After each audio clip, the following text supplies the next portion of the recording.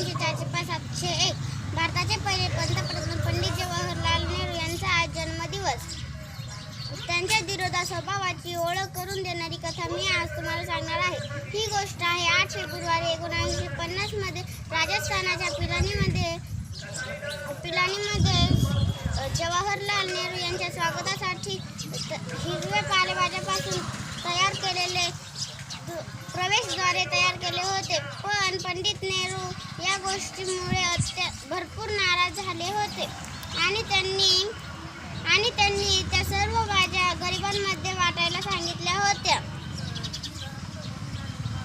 म्हणजेच त्यांना अन्नधान्याचे नुकसान अजिबात आवडले नाही. पंडित जवाहरलाल नेहरू एक असे राजनेता होते. त्यांनी आपले व्यक्तिमत्वाचा प्रभाव प्रत्येकाच्या जीवनावर पाडला आहे. इतकेच नाही तर ते एक समाजवादी, धर्मनिरपेक्ष आणि लोकतांत्रिक गणतंत्राचे गणतज्ञ देखील मानले जातात. देशाच्या सेवेत नागरिकत्व आहे असे ते मानत. बाहेर दौऱ्यावर असताना एकदा असे झाले की पंडितजींना झोपताना काही वाचायला हवं होतं, म्हणून त्यासाठी एक टेबल लॅम्पची मागणी त्यांनी केली.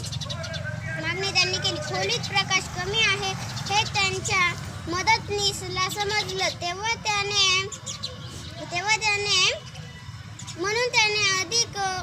अधिक प्रकाश पुरवणारा लॅम्प आणून दिला.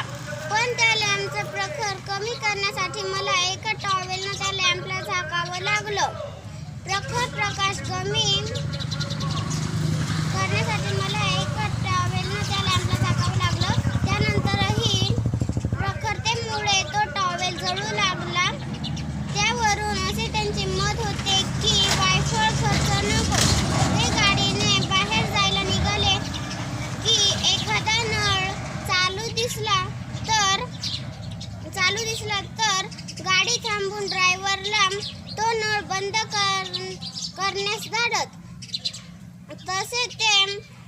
तसे ते ज्या ठिकाणी मुक्कामी राहिले तर बाहेर निघताना स्वतः दिवे बंद करून निघायचे. एक उत्सुक देशभक्त आणि एक